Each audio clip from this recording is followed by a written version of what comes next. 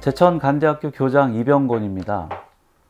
제천간대학교는 1997년에 개교한 비인가 대안학교인데요. 중고 통합형으로 6년제 운영하고 있습니다. 학생 수는 105명이고 교직원은 26명인데요. 모든 교직원은 학교 주변에서 운전을 해서 10분 거리에 살아가고 있습니다. 우리 학교의 설립 이념은 사랑과 자발성으로 더불어 행복한 사람을 키운다입니다. 특히 사랑과 지혜, 또 지역 공동체를 중시하고요. 간디 선생님이 말씀하신 이념대로 비폭력 평화주의, 또 생태 공동체주의를 지향하는 사람을 키우기 위해서 지금까지 21년 동안 노력해 왔습니다.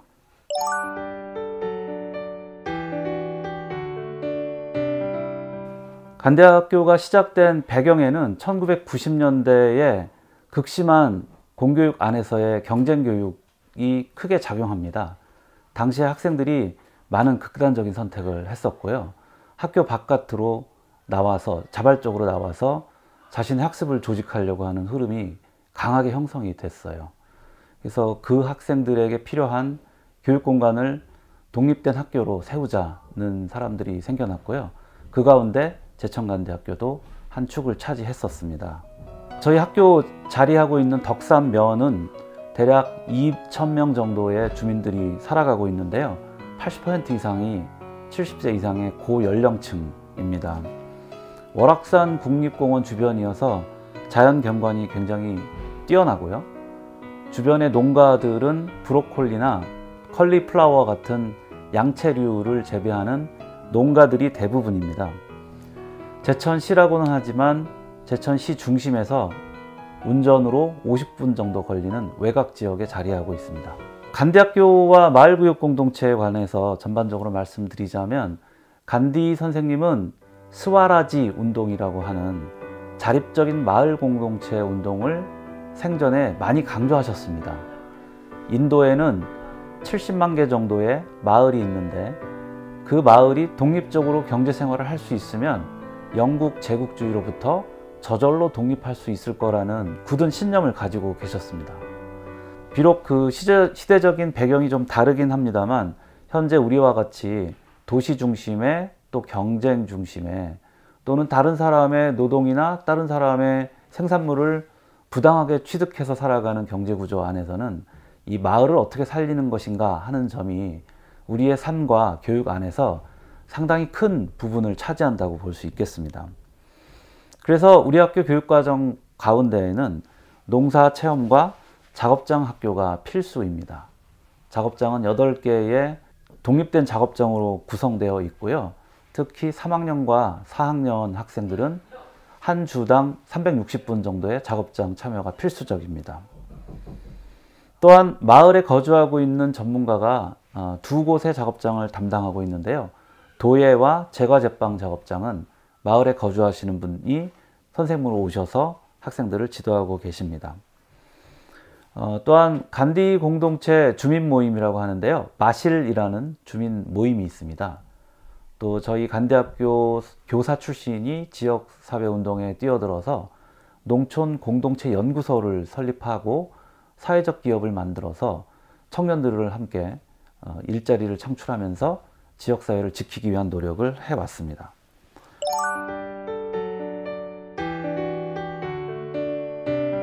그러면 우리 학교는 구체적으로 마을교육 공동체와 관련된 어떤 사례를 만들어내고 있을까요? 방금 말씀드린 대로 주민모임 마실과 협력해서 매달 호호장터라는 자그마한 장을 엽니다. 이때 학생들이 자기 작업장에서 만든 생산물을 가지고 와서 부스를 열고 함께 판매를 합니다. 단순히 물건을 주고 이렇게 팔고 사는 문제가 아니고요. 그 가운데 마을에 있는 어른들을 만나고 사람들을 만나고 교류하게 되는 거죠. 주로 판매하는 제품은 빵이나 쿠키, 또 비누 공장에서 만든 친환경 세제 또는 천연 주스 같은 것이 되겠습니다. 지역에 계신 여러 단체들과 협의해서 월악 상생 포럼이라는 일종의 대화마당과 공부마당을 마련해 왔습니다. 이것은 농촌공동체연구소와 저희 제천간대 학교가 협력해서 끌어가고 있고요. 인문학 특강을 종류별로 개최를 하고, 또 어떻게 하면 청년들이 돌아오는 공동체를 만들 수 있을지 포럼을 개최해서 올해에도 각 행사마다 적게는 20명, 많게는 40명 이상씩 참여해서 덕산의 미래를 함께 고민하는 자리를 만들었습니다. 또한 마을에 전문 인력들이 많이 귀농귀촌을 했어요. 예를 들면 목공을 하시는 분들이랄지, 아니면 출판 편집을 20년 동안 하신 분이랄지, 번역 일을 하시거나 또는 캐리커처 등을 비롯한 여러 가지 동화의 그림을 그리시는 분들 등 자세히 살펴보면 학생들과 함께 멘토로서 교육을 담당해 주실 수 있는 어르신들이 있습니다.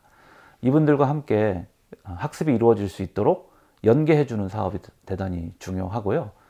그 한 사례로서 컴퓨터로 건축 공간을 디자인하는 스케치업 프로그램에 능한 분이 계셔서 지난 7월 달에는 일주일간 특강을 우리 학교로 오셨고요.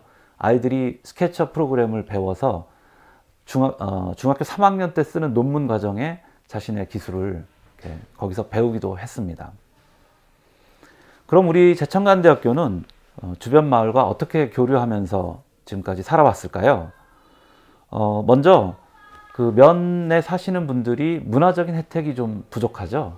그래서 저희는 대략 학기 중에 3주마다 한 번씩은 문화의 밤이라고 해서 목요일 밤에 문화 행사를 개최합니다. 이때 외부에서 연극 극단이 오신다든지 또는 전문 밴드들이 오신다든지 아니면 우리 학교의 동아리 아이들이 공연을 하는 등 여러 가지 문화 행사가 있는데요. 이때 면사무소나 기타 여러 지역에 포스터를 붙여서 알려서 함께 주민들이 우리 학생들과 참여할 수 있도록 안내를 하고 있습니다.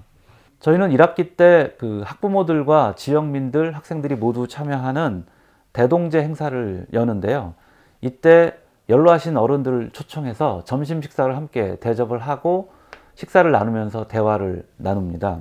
또 매 학기 아이들이 이제 기숙사로 다시 복귀하지 않습니까? 학기 초에는 한 2시간 정도를 할애해서 모든 학생들이 각각의 담당 구역을 맡아서 마을 전체를 청소합니다. 어르신들한테 저희 이제 새 학기 돼서 왔어요 라는 인사격도 되겠고요.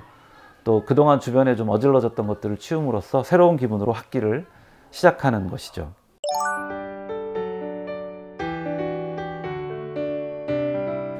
간대학교가 마을교육공동체 수업을 하거나 또는 여러 가지 프로젝트를 진행하면서 느끼는 어려움은요, 상당히 많습니다. 한 이틀 밤을 얘기해도 부족할 것 같은데요. 먼저 첫 번째로는 이 마을과 함께하는 사업은 조급하면 실패합니다. 그래서 몇 번의 회의 또는 몇 번의 행사를 개최했다 해서 마을이 교육과 이렇게 밀접하게 연관되기는 힘들고요. 장기적인 플랜을 가지고서 오랫동안 아마 실시를 해야 됩니다. 예를 들면 홍동마을 풀무학교가 있지 않습니까?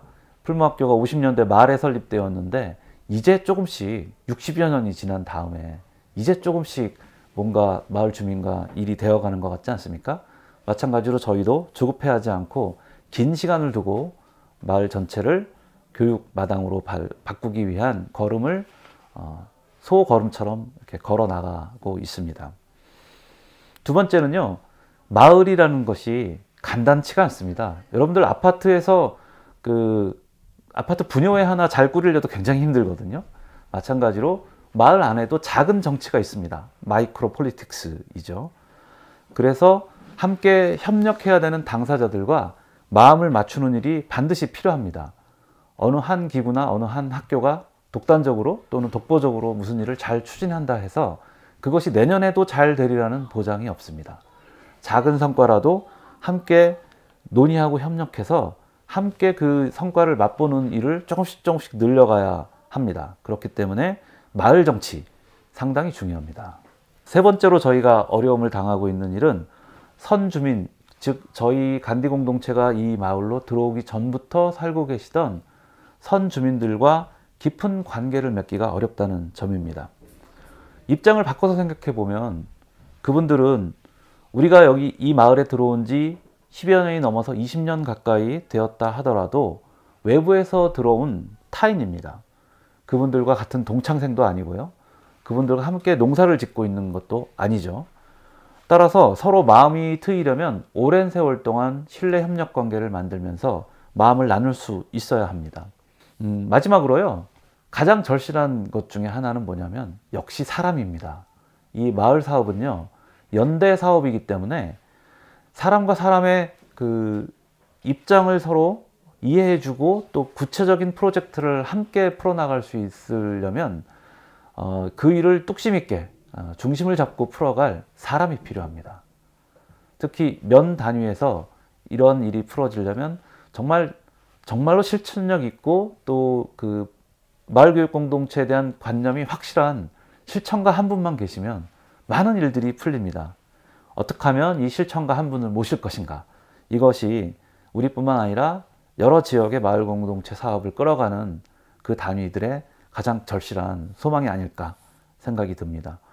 결국 사람을 발견하기 위해서는 이와 관련된 주제를 중심으로 토론을 하거나 또는 마을 활동과 교육을 하거나 교류를 통해서 여러 가지 그동안에 혼자서 품어왔던 고민들을 쏟아내놓고 그 가운데 서로 협력할 수 있는 사람들을 발견하는 그 발굴 작업이 최우선시 되어야 된다고 생각합니다. 앞으로 지천관대학교가 마을교육 공동체와 관련해서 어떻게 일을 풀어갈 것인가. 저는 마을교육 공동체가 왜 필요한가, 이 지점을 함께 정리하는 것이 필요하다고 봅니다. 왜냐하면 마을, 교육, 공동체 이 세 가지에 대한 관점과 입장이 참여하는 주체마다 해석하기 나름이거든요. 그래서 서로 열심히 활동을 했는데요. 나중에 결과물을 둘러싸고 평가를 하거나 또는 바라볼 때 서로 각자 어떤 그룹은 만족하는데 어떤 그룹은 전혀 만족하지 않을 수도 있거든요. 왜냐하면 자신들이 생각한 마을 교육 공동체에 대한 이상이랄지 또 개념, 이것이 각자 달랐기 때문입니다. 그러므로 처음 시작하는 단계에서는 어떠한 마을 교육 공동체가 우리한테 필요한지를 우리한테 맞는 방식을, 진로를 설정하고 풀어가는 것부터 대화를 나눠야 됩니다. 두 번째는요, 마을을 잘 들여다보아야 합니다. 마을 교육 공동체에 대한 개념에 합의를 했다 하더라도 그 마을이 처한 상황이 어떠한지는 진실로 열심히 들여다보지 않으면 알 수 없습니다. 예를 들면 아파트 단지에 혼자서 좋은 사업을 자그마한 도서관, 마을 도서관으로 풀어가는 그룹이 있다고 칩시다. 이분들은 자신을 내세우는 것도 별로 원치 않기 때문에 조용히 자기 할 일을 하고 있거든요. 그런데 그분들이 갖고 있는 공간, 또 사람에 대한 인프라, 또는 사업의 경험 같은 것들은 다른 그룹하고 아직 나눠지기 전이에요. 그래서 그러한 숨어있는 좋은 사업장 내지는 좋은 교육 장소들이 속속들이 그물망식으로 발굴이 되어야 됩니다. 그래야 그분들하고 협력을 할 수 있어요. 특히 우리와 같은 면 단위에서는 마을의 행정기관들, 또 주민자치위원회에서 마음 맞는 위원들, 또 공립학교들, 전통시장협의회 등등 또는 체육회 같은 그룹도 굉장히 중요합니다. 이분들하고 어떻게 협력할 수 있는 일을 시작할 것인가 하는 데에서 첫 발을 띄어야 될 것 같습니다. 또한 학교는 교육과정을 운영할 때 마을의 여러 가지 활용 가능한 자원들과 또 요소들을 과감하게 끌어들여야 됩니다. 물론 공립학교 같은 경우 마을교육과정을 설계하기가 쉽지는 않습니다. 하지만 불가능하지도 않습니다. 지금 현재 운영되고 있는 교육과정은 여러 가지 유연성이 있고요. 또한 각 시도 교육감이 자율적으로 풀어갈 수 있는 또 시간들도 있죠. 이런 점들을 활용한다면 교육의 장소를 교실에서만 머무르게 하지 말고 적극적으로 지역사회의 여러 장소들로 나가서 아이들과 함께 활동을 하는 것이 새로운 교육을 위한 첫 발이라고 생각을 합니다.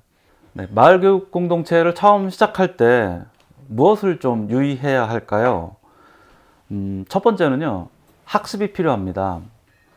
즉 우리 마을에서 마을교육 공동체가 왜 절실히 필요한가, 이거부터 생각을 해 보시고 마을교육 공동체에 대한 개념은 어떠한 것들이 있는가, 그 가운데 우리한테 필요한 것이 무엇인가를 적절하게 결정을 하시는 게 필요하겠죠.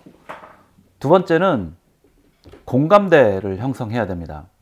앞서도 말씀드렸다시피 마을은 그리 녹록한 곳이 아니고요. 또 여러 사람들의 이해관계와 또 욕망들이 얽혀 있는 복잡한 곳이라고 했죠. 그렇기 때문에 공감대를 어떻게 형성하고 끌어내는가 하는 일은 이 일을 풀어가는데 일종의 동력이 되거든요. 이 일에 어떤 사람들을 또 누구로부터 공감을 끌어낼 것인가 하는 점이 중요하고요. 세 번째는 추진 주체를 세워야 됩니다. 이게 모두의 일이 되게 되면요, 어떤 순간에는 그 누구의 일도 아니게 되기 쉬워요. 그렇기 때문에 이 마을교육 공동체 사업을 끌어가기 위한 추진 주체를 다양하게 또 단단하게 결속시키는 일이 필요합니다. 그 주체가 어떤 지역에서는 교사 그룹일 수도 있고요, 또 어떤 지역에서는 이 사업에 열정을 가지고 있는 장학사인 경우도 있었습니다. 또는 오랫동안 마을에서 여러 가지 사업을 해온 마을 활동가들이 교육의 중요성을 나중에 깨닫고 이 추진 주체로 나서는 경우도 있어서 지역마다 다양합니다. 그렇기 때문에 우리 지역에서는 과연 누가 이 추진 주체가 될 것인가 하는 점이 중요하고요. 네 번째는 공동 협력 사업을 해서 작은 성과를 내는 게 중요합니다. 예를 들면 우리 마을에는 도서관이 너무 멀어서 지역 마을, 작은 마을 도서관이 필요하겠다고 한다면 거기 그 목적과 관련된 학부모 그룹이든 교사 그룹이든 마을 활동가 그룹이 필요하거든요. 이분들끼리 협력해서 만약에 한 15평 정도 되는 작은 마을 도서관을 만들었다 하면 어마어마한 성과인 거죠.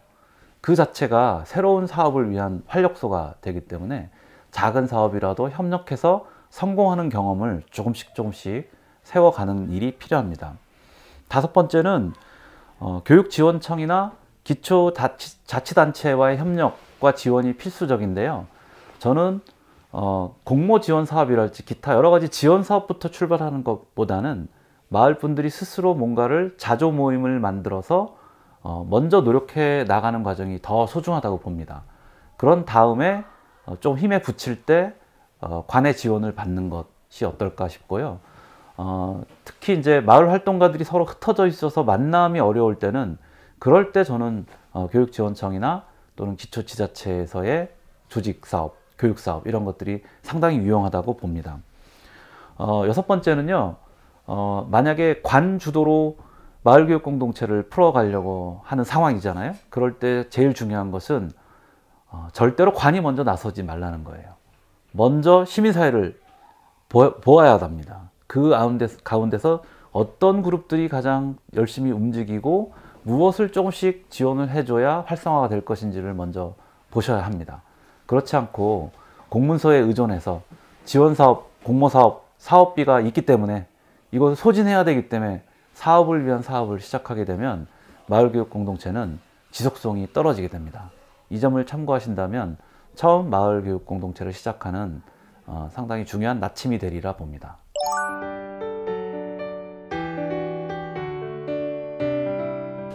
이곳은 카페 설림이라고 하는데요. 신선선자의 수풀림자예요.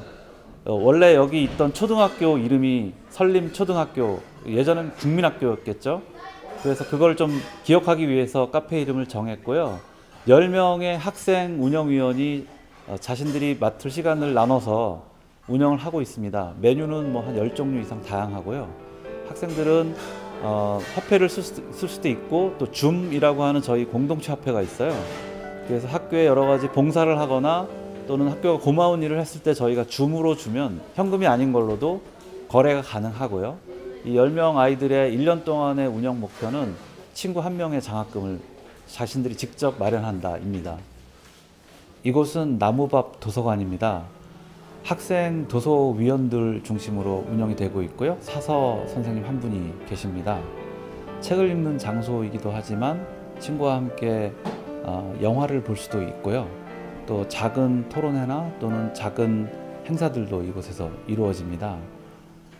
아이들은 또 수업도 역시 이루어지고요. 그 바닥 난방이 들어오는 곳에서는 자기들끼리 스터디 그룹을 만들어서 공부를 하거나 또는 기타 여러 가지 활동, 자그마한 회의 같은 것도 하는 공간입니다. 그래서 교무실이고 20명의 선생님들이 함께 생활하세요. 오전 8시 반마다 주중에는 교무회의가 이루어지고 그 밖에 여러 학생들이 시시때때로 찾아와서 우리 선생님들을 괴롭히는 공간이기도 합니다. 네, 이곳은 현관이고요. 이곳에서 실내화로 갈아 신어야 되는 곳인데 학교에 처음 왔을 때 첫 대면하는 공간이잖아요. 그래서 목재로 좀 친근한 분위기를 만들기 위해서 이렇게 목재로 신발장을 짰습니다. 이곳은 1학년부터 4학년까지 통합반인 8개의 통합반 중에 하나인 바니바니반입니다. 우리 학교는 이렇게 2~3명씩 각 학년에서 뽑아서 통합반으로 만들고 있는데요. 이곳이 함께 배우는 학습 공간이자 함께 생활하는 생활 공간이기도 합니다.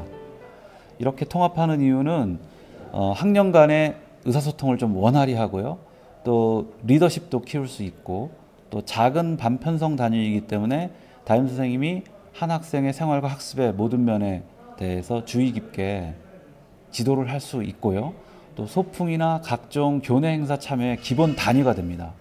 그래서 기본적인 의사소통과 의사수렴, 그 다음에 낮은 학년과 높은 학년 사이의 보호와 보살핌, 리더십 등등을 함께 개발할 수 있는 공간으로 설계됐습니다. 제과 제빵 작업장입니다. 가장 인기 많은 작업장 중에 하나이고요. 아이들이 직접 실습도 하지만 또 정기적으로 3주마다 한 번씩 학교에 간식 납품을 합니다. 그래서 학교에서 그 빵을 사주면 상당히 중요한 수입원이 되고 있고요. 또 제과 제빵에 대한 아이들의 열망이 높아서 오래전부터 빵 아저씨라고 하는 제과 제빵 동아리도 있습니다. 그렇기 때문에 수업도 여기서 이루어지지만 동아리 자체 행사나 자체 교육 프로그램도 스스로 아이들이 여기서 기구를 사용해서 빵을 제작하고 있습니다.